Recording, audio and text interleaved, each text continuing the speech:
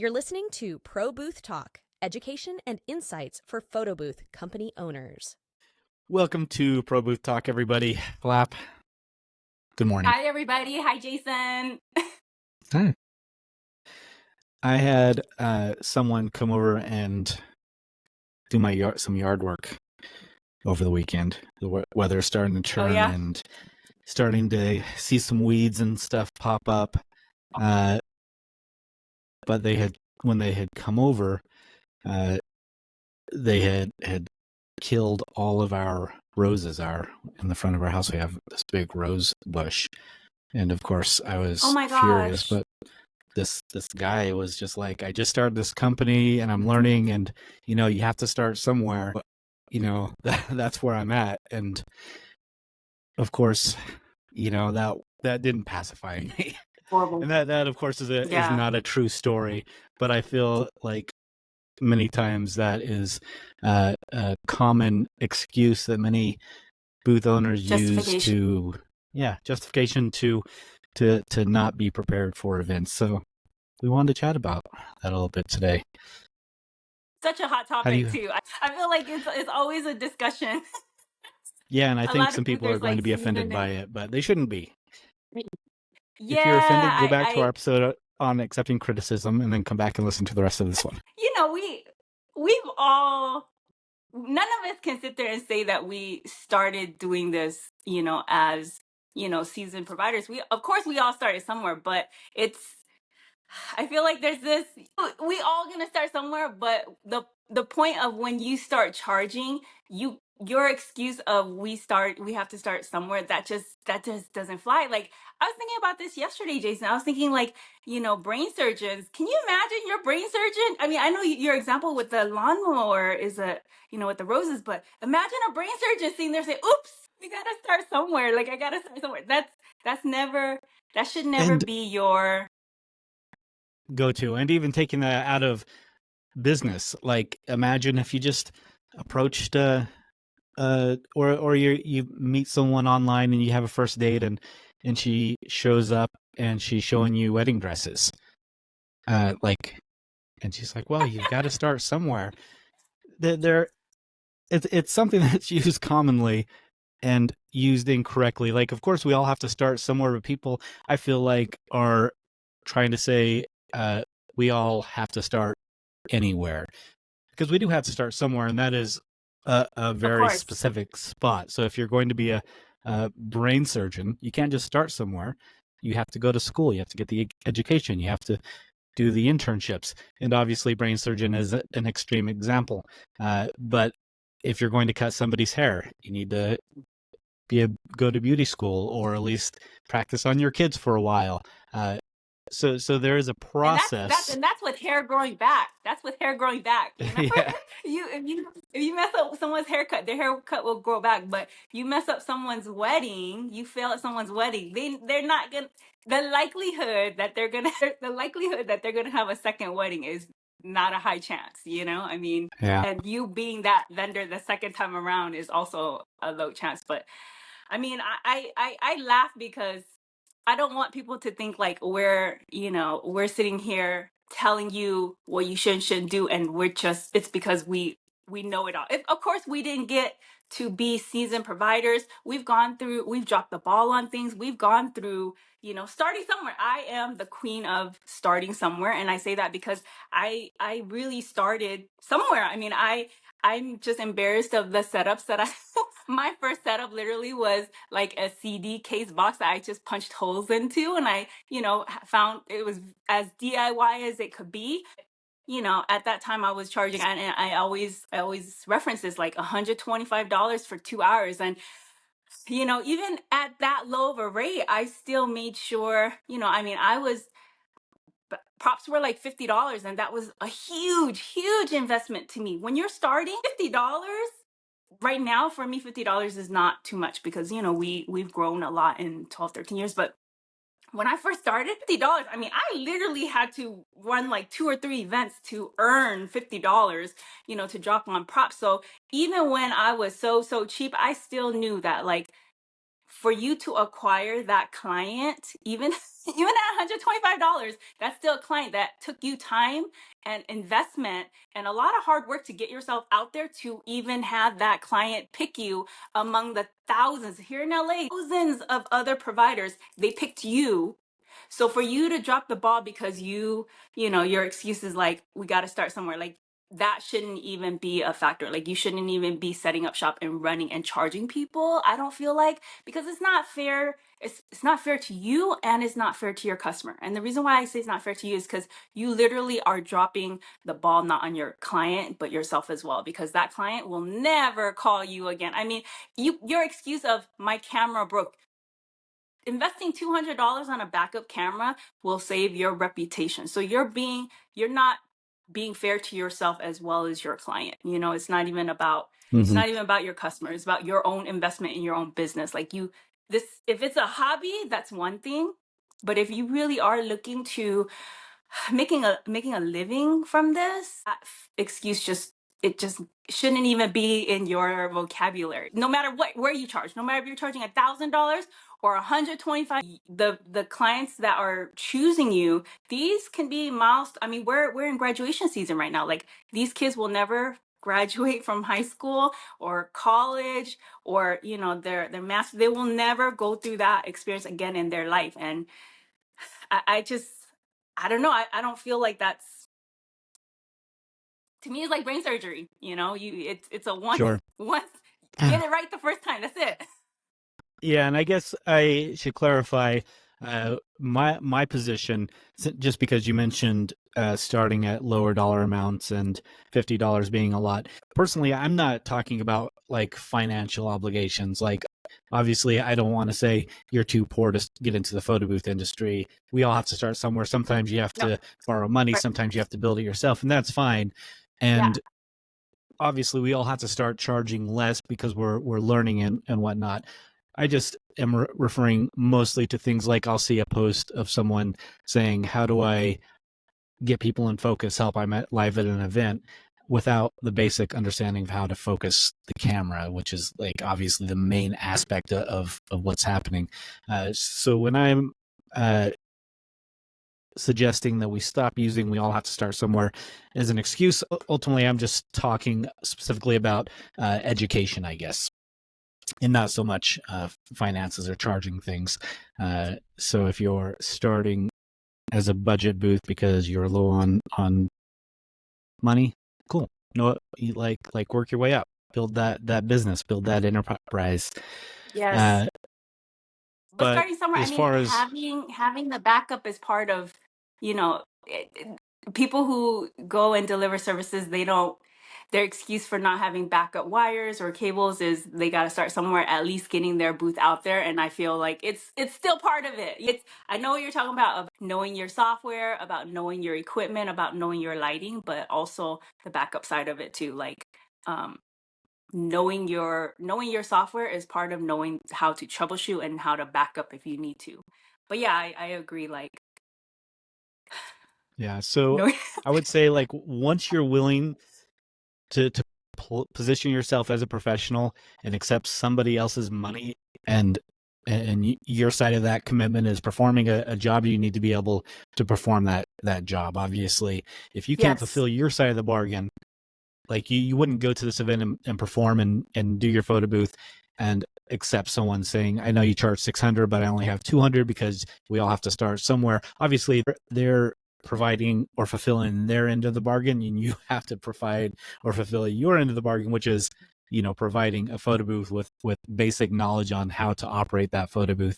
Obviously, if they were talking to you on the phone and they said, I see your prices are cheaper, and you told them, yeah, it's because I don't really know how to use my photo booth yet, then obviously they wouldn't even book you to begin with.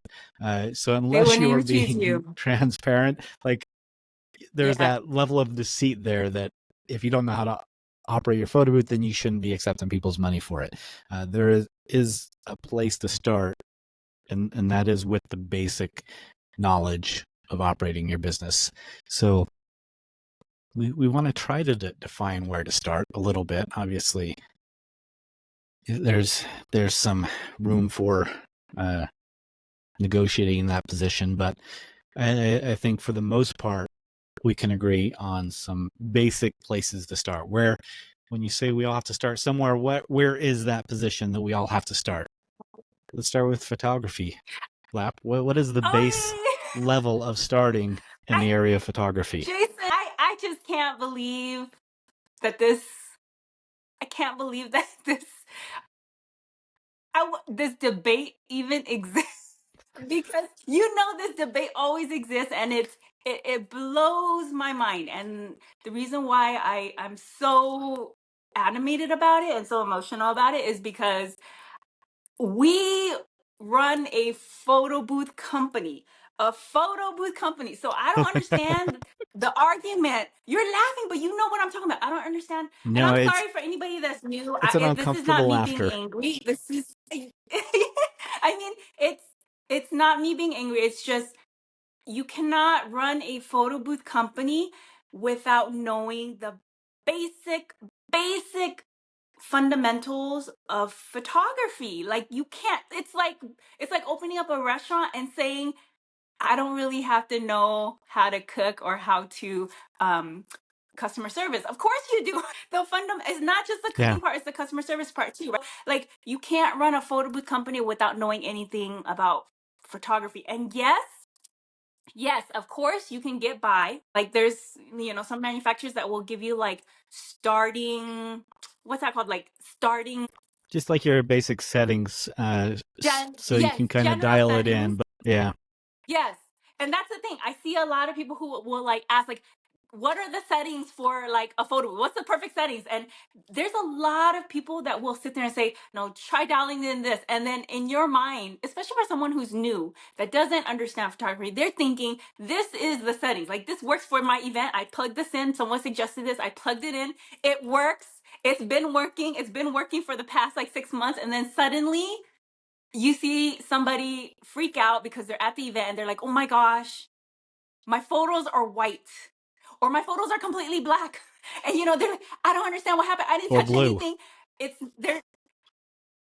not that you did anything to your photo booth. It's just that lighting and your ambient lighting. If you don't know what ambient lighting is, you really have to go on YouTube because you should know basic terms like ambient lighting, ISO, f-stop. This sounds super boring, but it only takes like 20 minutes of your time, a 20-minute free YouTube tutorial. It's free. We didn't have this years ago. We did not have the capability of just like Googling, anything about photography 101. We literally had to go and take classes and stuff. So it's so convenient for you just to invest that 20 minutes of your life to invest into the entirety of just making your photo booth career so much less stressful. We talk about a lot about like I was talking about earlier, backup and all that is very, very stressful, technical issues that come up.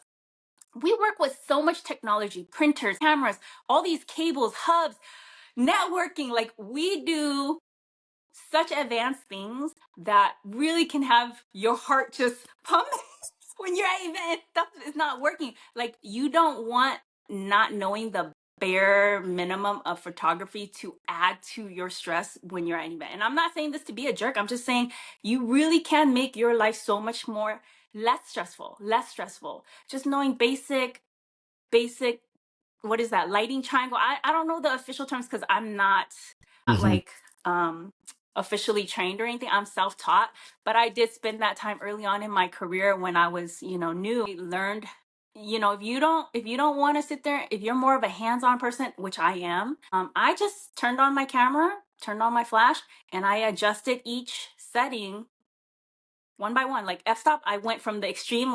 What's f-stop, like f22 and then f 1.8, and I took a photo and of take Chucky 100 because samples. Chucky has and Chucky has very natural human skin tone. It's super creepy, but I use Chucky, and Man, I could I see would love like to see how these each of Chucky the galleries that you took. you probably seen the light painting you probably seen the light painting samples, but I'm saying like invest that time because it really is 30 minutes of your time. You're gonna spend that time on site struggling for 30 minutes for someone to help you anyway. So you might as well be with your heart at the racing and forefront not of like being very and effective. Like do frantic it in and a like, calm setting. yes.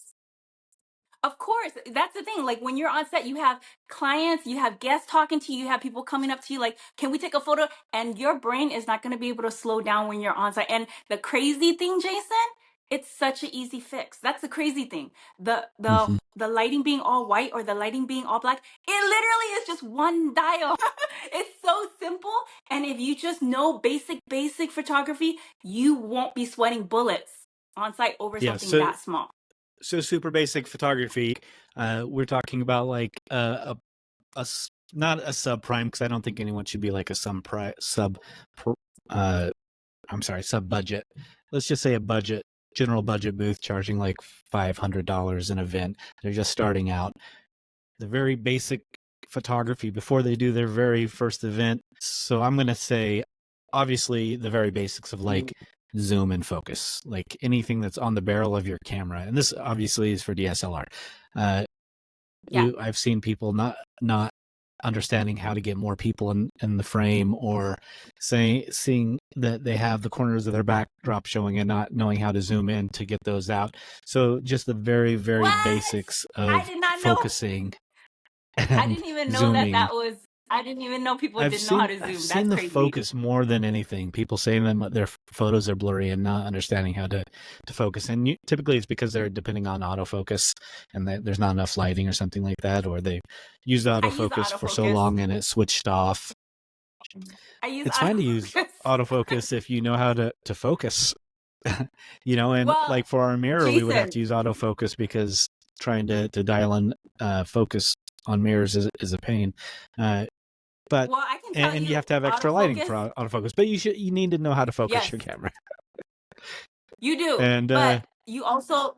This is related to like knowing your equipment too, because certain software autofocus you can use, and certain software autofocus you cannot use. mhm. So that's related to knowing like not just cameras, but knowing your software and like what the capabilities are. And you wouldn't know that unless you actually set up your booth, test it out, run through it. Because certain software I will only use manual, but 99% of the time my teams are on autofocus. But that's crazy to not know how to like, it's just grabbing the Focus. barrel and yeah. And And making most sure of you're, ours we I use feel like manual. you do what soft the I don't even know if I With should our say DSLR software. booth, primarily we're using darkroom booth. We did just Darkroom booth, like yeah. start testing a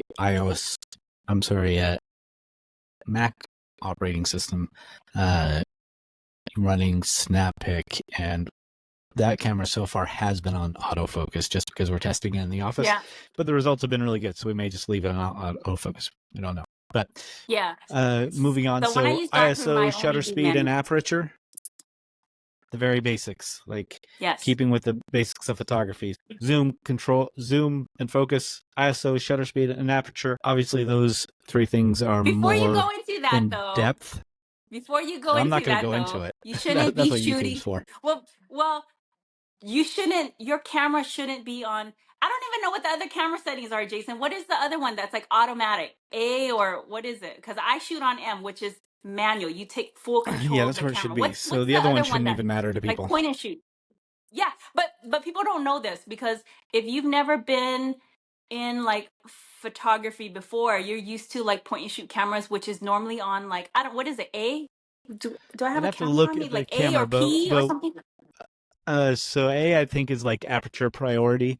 So essentially, Yes. it takes like the best aperture and adjusts the ISO and shutter speed depending on where you want the aperture to be.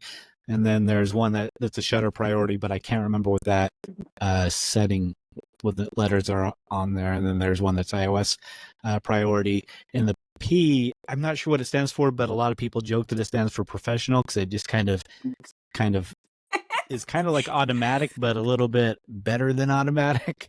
But ultimately, you should definitely be on manual. You should never be in any. Yeah, you should never be in any of those other settings. The reason why I don't know what they are is because I'm never shooting, and that's like for if you're walking around shooting a birthday party for fun with your camera for fun, you're most people who are using DSLRs like my auntie, my mom, they're gonna be shooting in all those other settings. Like basically automatic.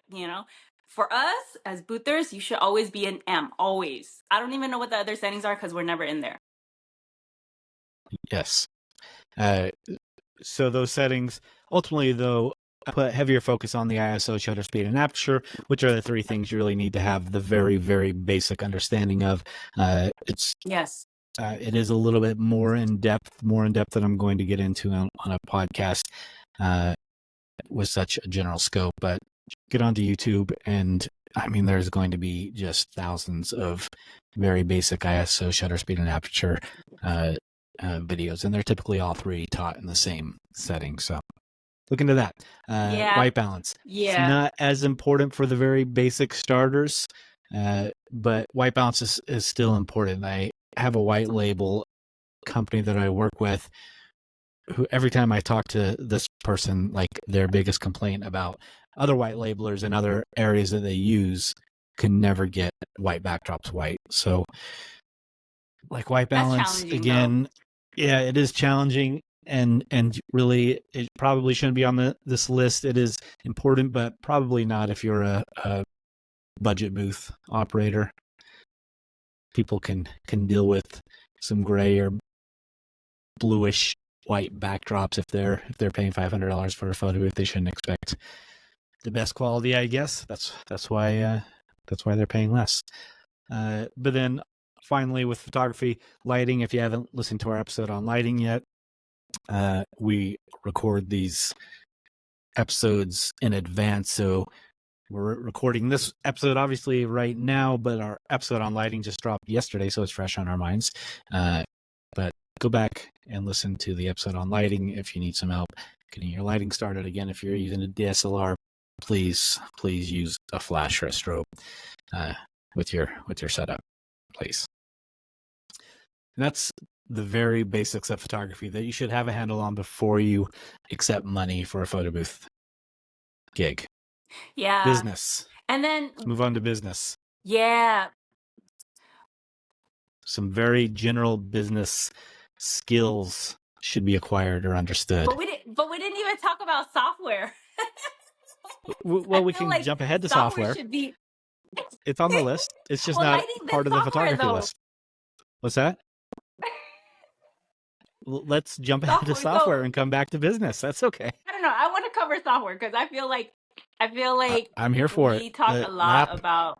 I feel like we talk a lot about everything else, but software is the key to making. I mean, there's no point in you knowing lighting. There's no point in you having the best of the best camera, the best of the best lighting, the best of the best people if you don't know how to navigate through your software, if you don't know basics. And this sounds like such a weird topic because it's so basic. It's more basic than photography 101. If you should be able to, I almost feel silly saying this, but you should be able to know how to switch from strips to 4x6 in your software. I'm sorry, I feel so silly that I feel like I have to talk about this because this should be stuff that you should know. Like you should know where to go in your software if you need to change from one image to 4 images or strips or postcards. You shouldn't even be. I hate saying this because I understand being new, but I still don't think it's an excuse because how can you run a photo booth and charge money if you don't know how to make your photo strips cut? Like you should know this before you're on site. You shouldn't be on site trying to figure out why your photo strips aren't cutting. And that's part of mastering you shouldn't your be there software. with scissors or a cutting board. Like if you're, unless you had to start with a cheaper printer, but if you're using like a DMP 620 and your photo strips aren't cutting, then that's user error. You need to figure that out.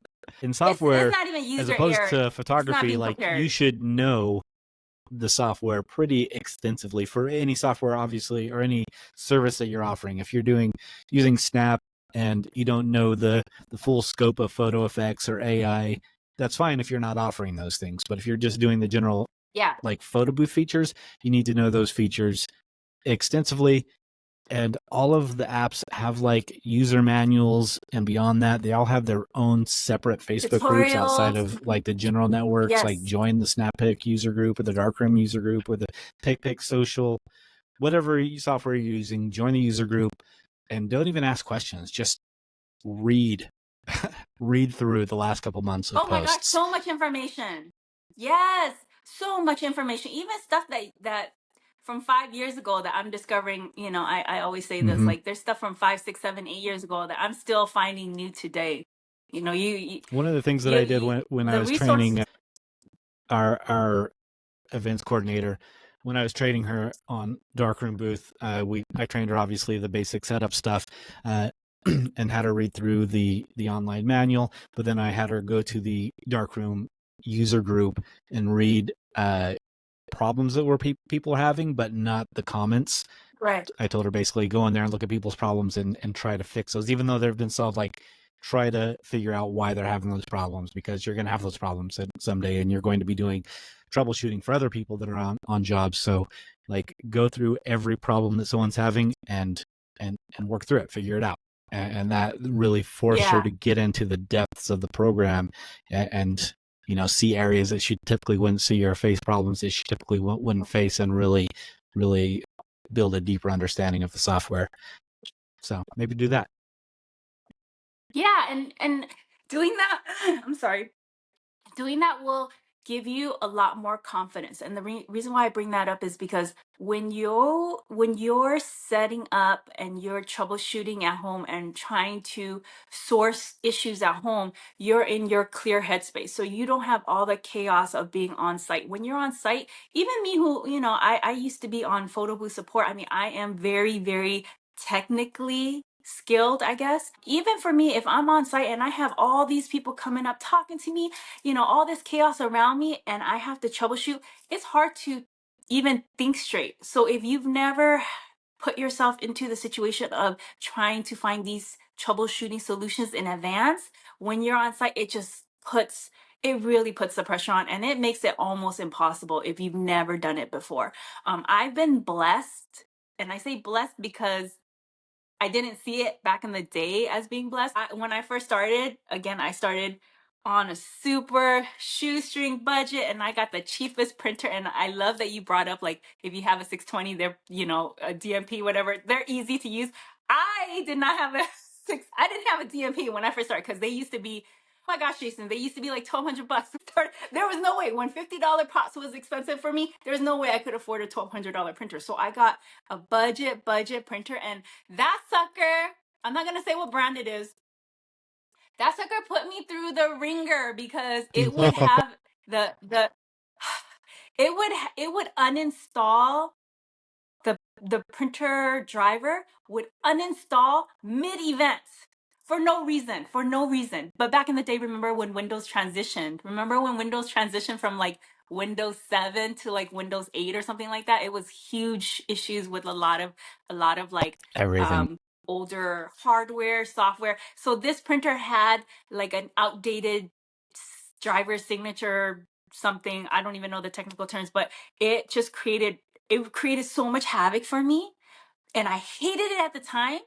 But now I'm very thankful, because it took a dump on me so many times early on in my career, that like I learned to not panic. I learned like how to overcome all these troubleshooting issues without like with like focus, and that's something that, unless you've experienced it, you're not going to be prepared for it until you see a lot of technical issues on site.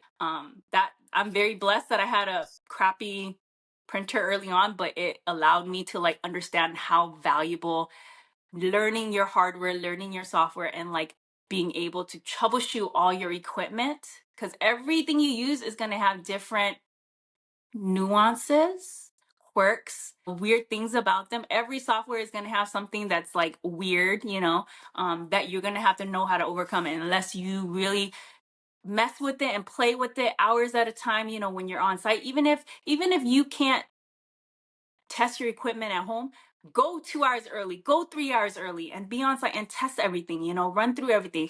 And when you experience issues, don't just go and like find a quick answer on how to fix it and then never go back, because chances are you're going to have that issue come up again. Understanding what's causing the issue.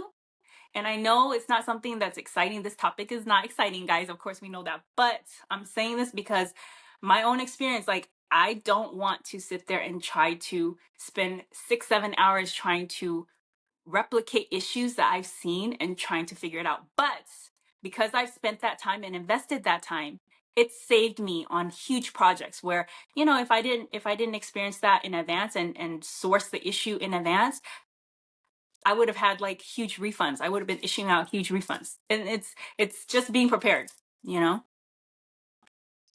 Yeah, we had the same experience with printers, and when we finally got to the point where I could afford that $1,200 printer, I remember vividly like having it on the island in my kitchen, and me and my wife just staring at it and thinking like, this is what a $1,200 printer looks Weight off like, your huh? shoulder. All right.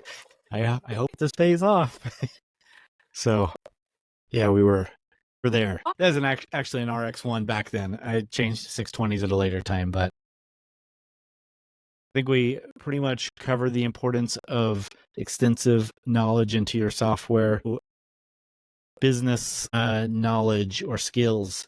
Obviously, we don't expect you to take a business course or anything, but there are some very basic skills that you should possess if you're going to operate a business not only successfully but responsibly.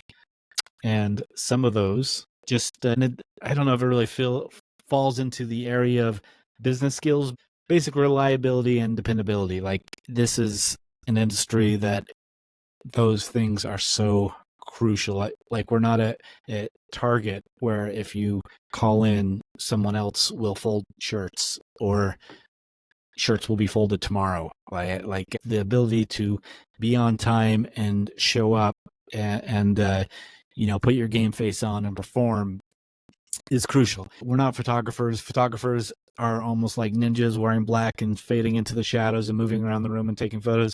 We are more, at least in our company, we are more aligned with like the entertainment. We're engaging, we're talking with people, we're helping people have a good time, and you need to have the ability to shut off whatever's going on in your life and turn on that game face or the show face and show up. Like if that's not you, if you're habitually late or have troubles in your past jobs of getting fired for calling in, then maybe a photo booth company is not what you're looking for, and maybe you should jump ship before you get in too deep. But that's some basic skills that you need. Professionalism. I'm habitually late, Jason. I'm habitually late, but I don't feel like this should even be a discuss. This is such a this is such a weird discussion, because if it's your business, being maybe you should throw in the towel habitually then, late. Matt. No, this is my point, that just even if you are someone like me who I'm always late, like I'm habitually late, and I'm guilty of it. I don't even hide it. But for my business, that's not you're not an employee of your business. I know we talked about being the employee business mentality, but this is not your job. This is your business, and you being late is counterproductive to you growing your business. You shouldn't even you should be planning. I'm sorry, I love it. You should be planning for things like traffic, for things like, unexpected road closures. You're not an employee for another company. You are trying to grow your own company and your own future. That's that should override any bad that should override any bad habits you have in your personal life, because I'm not known to be on time. But anybody that I work with, like, I have several white label partners, being late is never even something that crosses their mind, because for my business, this is not my personal life, but for my business, my belief is, if you're not early, you're late. So if your call time is 4 p.m., if you're not there at 3:30 or even 3 in LA, half an hour early is sometimes not even enough, where you have to come. If your call time is at 4, you really should be there at 3. This is just you being prepared for anything, because we talked about this. No matter what happens on the road, and I had this conversation with one of my staff members, like, no matter what happens on the road, it's not like you can go to your client and sit there and say, I'm sorry I'm late. They shut the road down. Your client doesn't Yeah. care. They don't No. care. They don't care that it normally only takes you 30 minutes to get from your spot, your office to their. They don't care that it took an extra hour because of road closures. And What they shouldn't. matters is I mean, the fact of the matter they is shouldn't. they're Yes, there. They made it. yes. And even if they're not there, because I've had that happen where we showed up on time, because we always account for stuff like that. They had a road closure. There was like a parade going through. It might have been Pride Week. I'm trying to remember exactly what it was, but the guests weren't there on time. The guests were like 2-3 hours late. Our client didn't show up on time. What mattered is we showed up on time, and we, that's part of your responsibility as a business owner. This is coming from someone who is always late to parties and invites. 30 minutes, 45, I'm always late to everything. But when it comes to my business, I don't mess around. Like, it's you I'm not hired to just wing it with traffic or anything that comes up. I'm hired to be a professional, and I'm hired to show up when I'm supposed to show up. So it shouldn't even Yeah. Shouldn't even be a discussion. Yeah. Being on time shouldn't even be Yeah. something that we're talking about, but unfortunately it's there. Business plan. Yeah. I'm not going to tell everyone that you have to have a business plan. Like, I feel like you should, but no one listens. Like 99% of the industry don't have business plans, but at least take an hour and write like a basic outline. Like, you'll learn so much about what you should be doing or the direction you should be going. Just a basic outline of your business. And that's, I won't I get don't in think a lot deep into that. I don't think a lot of people understand why a business plan benefits you too. I think that's people always say, like, have a business plan, but I don't think there's a lot of like they don't expand on that. And I'm just speaking because I was one of these people. I always heard Mhm. people be like, what's your business plan? I say, what did you work on your business plan? I never had a business plan because, again, I jumped into this as a hobby. So I would like to kind of talk more about like the business plan, because it's not like I had this vision that it was like very formal. You sit there and you jot down like very official statements, and it's an official document.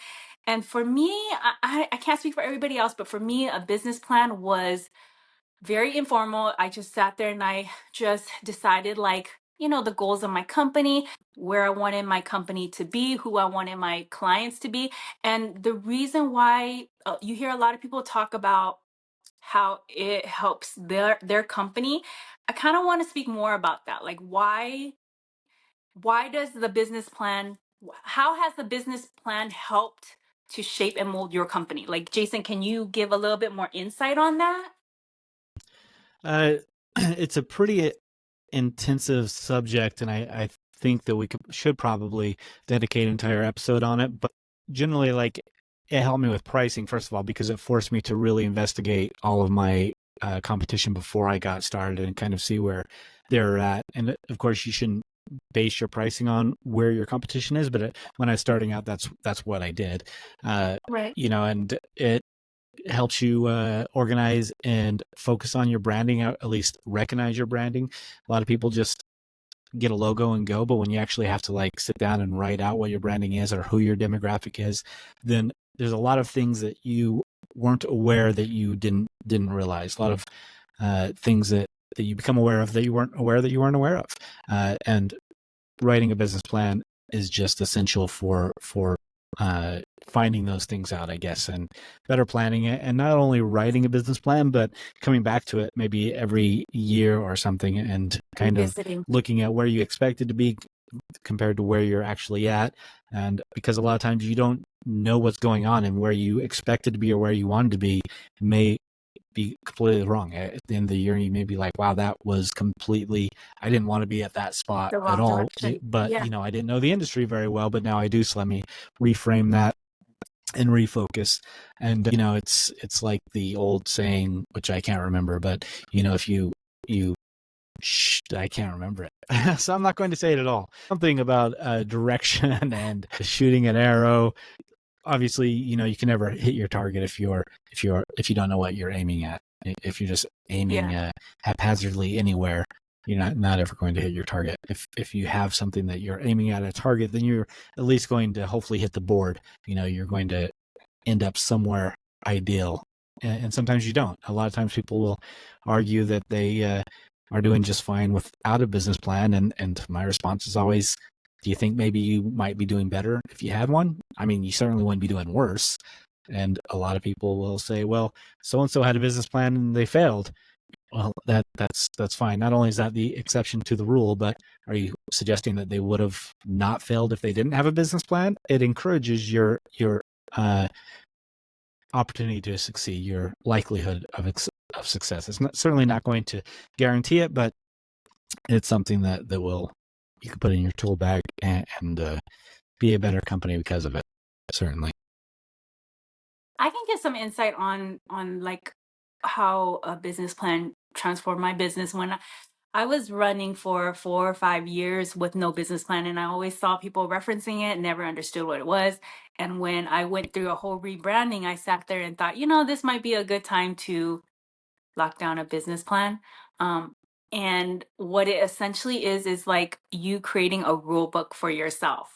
So when the first 4 years, when people would reach out to me, I would have people be like, hey, will you do it for this much? And, if depending on what my mood was, okay, I'll go ahead and do it for that much. There was no guidelines. I kind of went with like how I felt for the day. Same thing with like equipment that I chose, offerings that I wanted to offer to clients. Like it was all over the place. And with a business plan, I was able to really like hone in on my identity as a business, where I want to be, what I want to price at. So it is essentially like a rule book for me. So I was able to I stopped haggling once I had a business plan in place, because I already set in my rule book like where my bottom line was. So there was never, it takes all the questioning out of small decisions that you make every single day. So a really good example of this is there's this really beautiful photo booth right now that a lot of people love. I love it. Gorgeous photo booth. When I saw it, if it was me for, back in my first 4 years, I would have been like, oh my gosh, I have to get that photo booth. It's beautiful. But now where I'm at in my career with my business plan, I know that this photo booth, as beautiful as it is, it doesn't fall in line with my company. And I know that because of my rule book of like what my branding is, what my pricing is, who my target clientele is. This photo booth doesn't fit in with that. So as as tempted as I was, as beautiful as this booth is, there's not even a second in my mind that I'm thinking that I should buy this booth, because it doesn't fall in line with who my brand is. And my business plan is that rule book, that guideline for me, for everything, for like what props I want, what message I want to put out on social media. It really is just a rule book. So it takes the thinking out of your everyday. And that's the reason why it helps your company grow, because now you have something to reference. You're not making small decisions every single day. How do I respond to this customer who's complaining about not having, a memory book? You have a business plan, so you know who you want to be, what message you want, so you know how to respond to that client. You don't have to ask anybody, because your rule book already has that outlined for you. If you're a company who is wanting to be high end, bringing a professional high end experience, easy to work with clients, you already know what your response to your customer is going to be based off of your, Sold. I'm going to write a new business plan right now. You convinced me. It's funny, Jason, it's funny. We were talking about branding the other day, and you had asked me like what my catchphrase was. And remember this was like a few episodes back, but like you caught me off guard because you were like, what's your catchphrase? And I blanked out. And the reason why I blanked out, and this is related to you talking about how sometimes you have to go back and revisit your business plan. When I first started, my mind was set on being a high-end wedding photo booth provider. And that's what I was. I loved being in weddings. Before COVID, like 90% of the events that we did was weddings. So my catchphrase back then, and the reason why I'm bringing this up is because I found it on my pop socket that I used to pass out to at wedding shows that I used to do.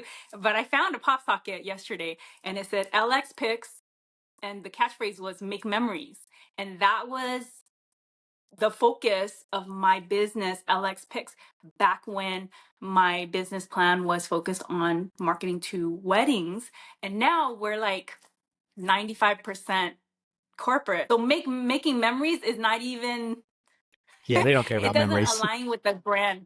Yeah, it doesn't align with the brand that I am now. It's the same Mm. company, it's the same logo. Everything looks the same, except we've shifted our focus, and that is all based on, a different business plan than it was. I didn't officially rewrite the business plan, but in my mind, I do have like new guidelines where we're not wedding, focused. So again, you do have to revisit. It just helps you with knowing where your company is at and where your goals are for the year. Like, it's probably good to revisit every year, because again, one year you might be focused on one side of business, another year you might be focused on a different.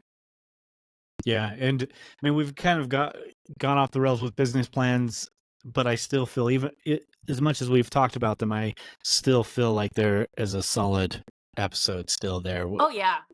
So we'll definitely Oh visit yeah. that in much more depth of structure and what should be included and where to research and who to talk to and what kind of dig into maybe our plans a little bit. But continue on insurance. If you don't have insurance, get insurance. Like, protect yourself, protect your clients. It's not worth not having insurance. Yeah. And it's the things that you don't even think is gonna come up. Like, I know I remember one time we had showed up at an event, and we had, we use GAF is like $20 a roll, which is insane. But you know that, you're not going to damage someone's floors, but it still happens. We were at an event and we laid down our GAF. It was the same type of event that we do at every other event. For whatever reason, their flooring, I don't know if it was like a polish or finish, but when we lifted our GAF, it left a mark. It left a mark when we pulled up the GAF, and the client reached out to us. I'm trying to remember what happened, because there's a few vendors that this happened to at this event. I don't even remember what venue Yeah, it it's was, happened but to us I too. remember Basically, you're pulling the finish off the floor, and it's very costly it's to something that, fix.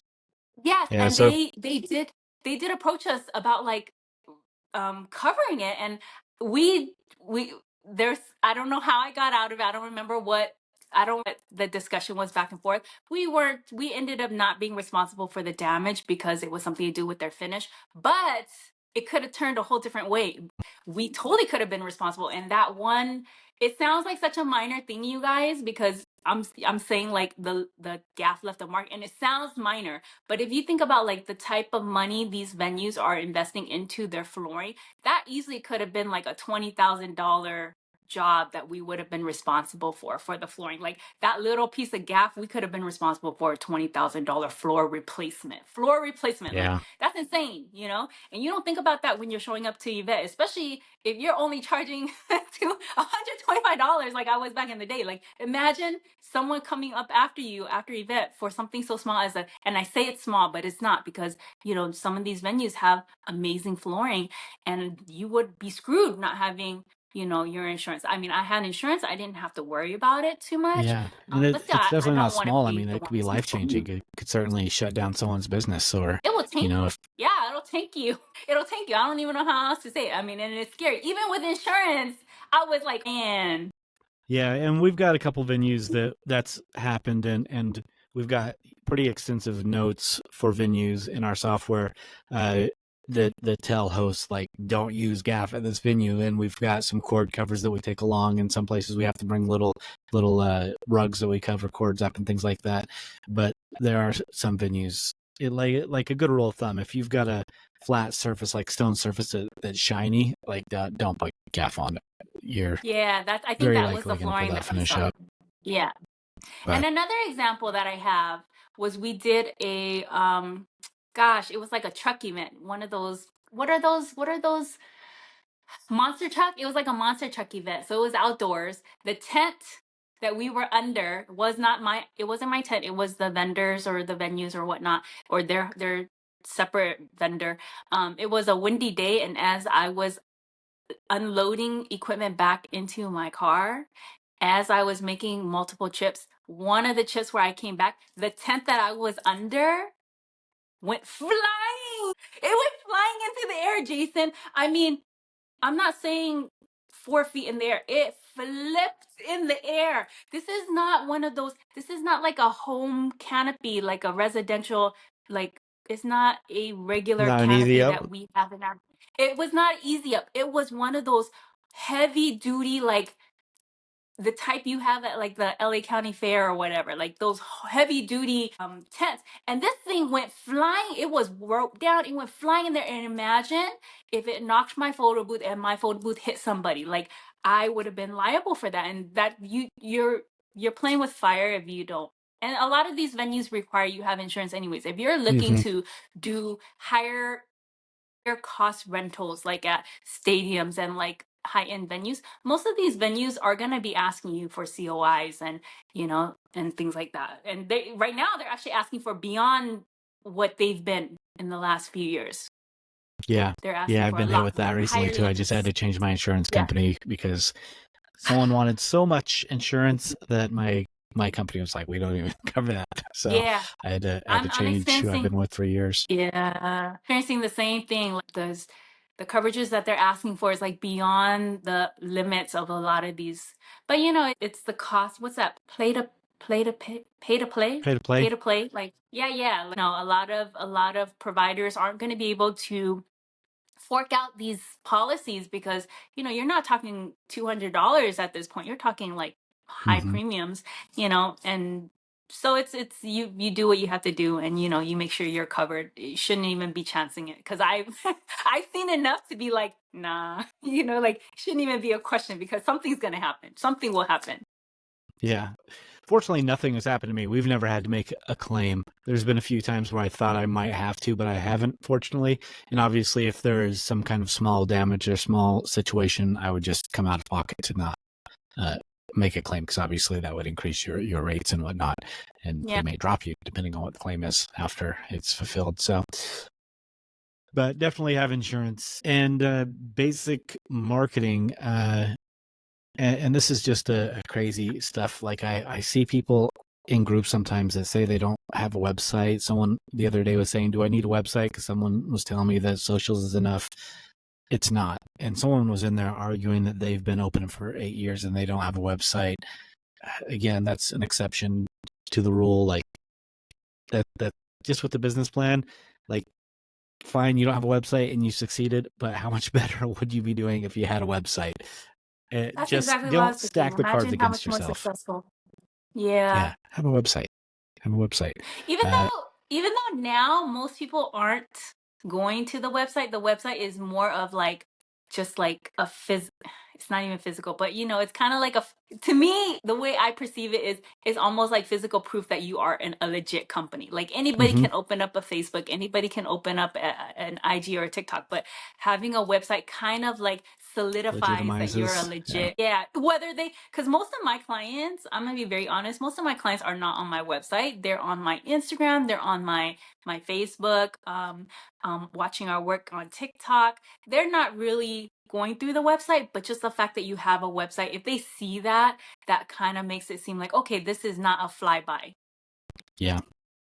Offers a It's a level small of investment. legitimacy, but I agree. Like we were just discussing this in our like in-house meeting yesterday, that we offer so many services that are in our deck, but we haven't even bothered putting on our website, and we need to cut time aside to make sure things are on our website. Because if somebody searches Google, they'll never know that we have it because our deck is just that's our go-to, and that's what all our clients are engaging with, and all the DMCs and planners and things that we work with, they just go directly to our deck. They're not going to our website.